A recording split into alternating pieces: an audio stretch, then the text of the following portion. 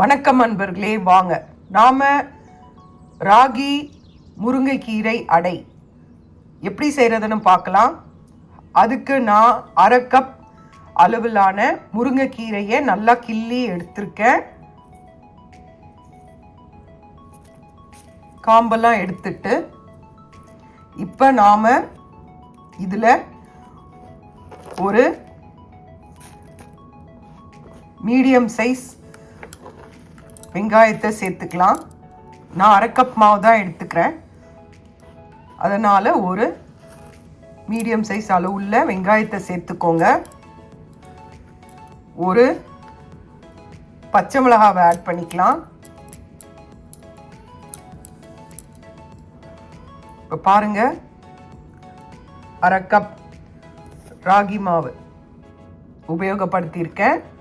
இப்போ இதில் தேவையான அளவு உப்பு, கொஞ்சம் தேங்காய் சேர்க்கலாம். நான் இதில் உப்பு சேர்த்துட்டேன். அதுக்கப்புறம் நான் ட்ரை கோகோனட் தான் சேர்க்குறேன். சரிங்களா? நீங்கள் பச்சை சாதாரணமாக தேங்காய் துருவலை சேர்த்துக்கோங்க. இப்போ இதை நாம் தண்ணி தெளித்து நல்லா அடை மாதிரி இதை பிசைஞ்சு எடுத்துக்கணும். இது நல்லா கிறிஸ்பியாக இருக்கும். வாங்க இதை நாம் பிசைஞ்சு எடுத்துக்கலாம். தண்ணி தெளித்து பிசைங்க. வாங்க பாருங்க, இந்த மாதிரி தண்ணி விட்டு பிசைஞ்சு எடுத்துக்கோங்க. உங்களுக்கு அடமாவு பதத்தில் நல்லா பிசைஞ்சு எடுத்துக்கோங்க. இதை நாம் தவாவில் போட்டு நாம் இதை தட்டலாம். உங்களுக்கு தட்டுறது ஆல்ரெடி எப்படின்னு காட்டியிருக்கேன். அதே மாதிரி தட்டுங்க. இது கொஞ்சம் தளரதான் இருக்குது. ஏன்னா அதில் தண்ணி தொட்டு தட்டுறதுக்கு பதில் இதுலேயே நான் கொஞ்சம் லைட்டாக தண்ணி இது பண்ணிட்டேன். அதனால் இது தட்டுறதுக்கு கொஞ்சம் ஈஸியாக இருக்கும். 2 அடை வருங்க.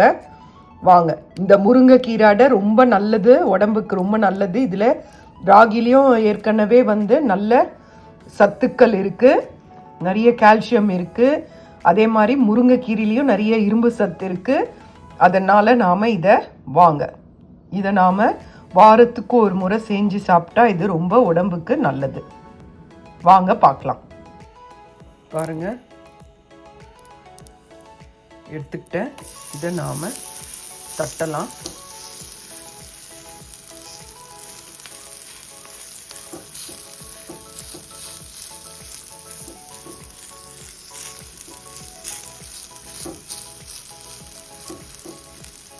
அவ்வளோதாங்க, தட்டியாச்சு. கொஞ்சம் லைட்டாக தண்ணி இருந்ததுனால நம்ம தண்ணி தொட வேண்டிய அவசியம் இல்லை. நம்ம அப்படியே இதை தட்டிட்டோம். இப்போ எப்பவும் போல் நாம் சுற்றிரும் எண்ணெய் விடலாம்.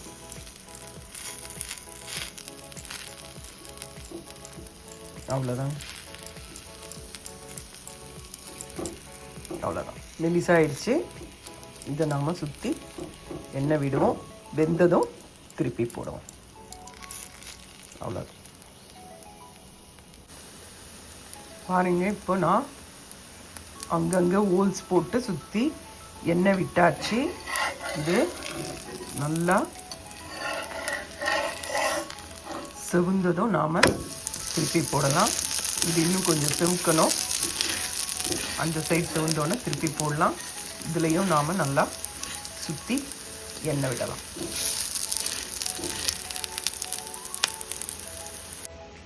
மீடியம் ஃப்ளேமில் வேக வச்சு எடுங்க.